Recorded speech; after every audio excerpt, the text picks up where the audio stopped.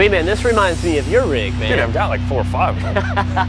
Hey, today we're working on the toy hauler, but the deal is we didn't have room in our shop, so we hooked up with some buddy of ours down here at Longview RV Supercenters. They've got all the room that we're gonna need. Yeah, their new digs are gonna accommodate us well. We got that electric to disc brake conversion. It's gonna be cool. Yeah, all that and more coming up today on TruckU.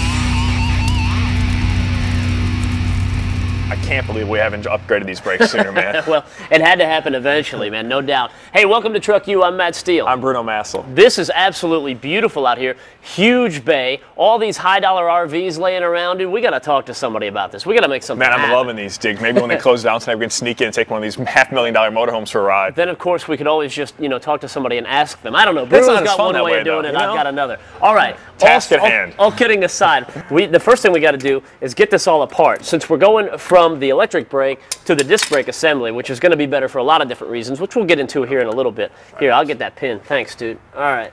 Let me sneak in here. You got the cap off. That's good. Surprisingly, this isn't really that hard to take apart. It's just a cotter pin that comes across the top. Got to get this big jamming off is probably the hardest thing. There we go. Got that broke loose. It's kind of weird because they've got this little grease fitting right through the center, so that cotter pin runs to the top. But other than that, it's a pretty simple deal. I'm going to move some stuff out of the way here for when I set this down. Now, this whole assembly should just pull right off, especially with Matt's brute strength. Oh, yeah. I've been known to put the power to it a little bit. Yeah, bearing. You got that? Yeah. You catch I'll that? catch it. All right. There we go. All right. So that's good. That's out of the way. Then all we have to do is get this back plate off the flange, and we'll pretty much have everything apart. Then we can get this out of there and kind of take a look at We could take a look at the guts of this and take a look at any number of things that could really go wrong. And there are many. All right.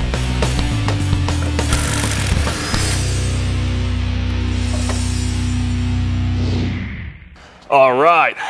Here's what you're looking at when you're talking about an electric braking system. As you can see, there are a lot of working parts there, which means there's a lot of parts that can fail. And failing when it comes to brakes, not a good combination. Not at all. Now, this is how the whole deal works. You've got this magnet right here. Now, pretend this is all kind of sandwiched together, right? The magnet actually attaches there through the electrical current, and then when it starts spinning around, the centrifugal force will actually kick this arm out, and that pushes the shoes out, and the shoes push against the inside of the drum right there. That's how you stop. But like Bruno said, there's a lot of things going on in here, and over time, a lot of things can go bad. Yeah, especially, first of all, is with the magnet, and it's something that's called brake fade. What happens is the longer you've got this magnet applied, the hotter it's going to get. The hotter it gets, it loses its magneticity. And yes, magneticity. It's 5 syllables. Well, the hotter it gets, so it loses it. So what's going to happen, it's not going to want to grab, it won't want to apply your brakes. Now, think of it. You're going down like Eagle Mountain, something with a steep decline. You got four-wheelers cutting in front of you, and you've got a big 10,000, 20,000 pounds pushing behind you. You're going to only have about 30% of your braking power at the end.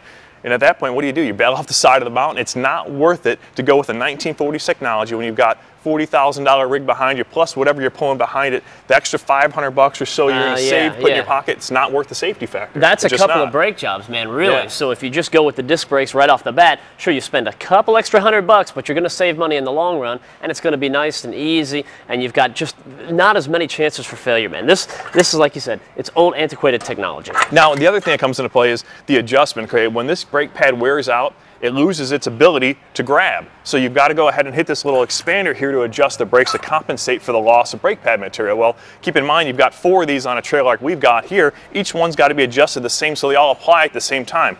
It's almost impossible to do so, plus you've got to take this whole thing apart to do it for each one of them. Forget about all the current factors and other things that go into play. You're going to have one side grabbing for the other, or front and back grabbing separately. It's just not a good braking system. Now here's another little bonus right here. Look at those big cracks. That's pretty. All right, so, big problems. All right, but this is out, and that's good. Now we're ready to take it to the next level. All right, that's out of the way. Now we got everything for a new brake system from the guys over at Southwest Wheel. That's cool, that's all taken care of. Now we're getting ready to put on the Kodiak disc brakes, but before we do that, we've got a little house cleaning to take care of down here. Yeah, first thing you want to do is clean up all this old grease and dirt and grime down here. A little brake parts cleaner and a rag should do the trick.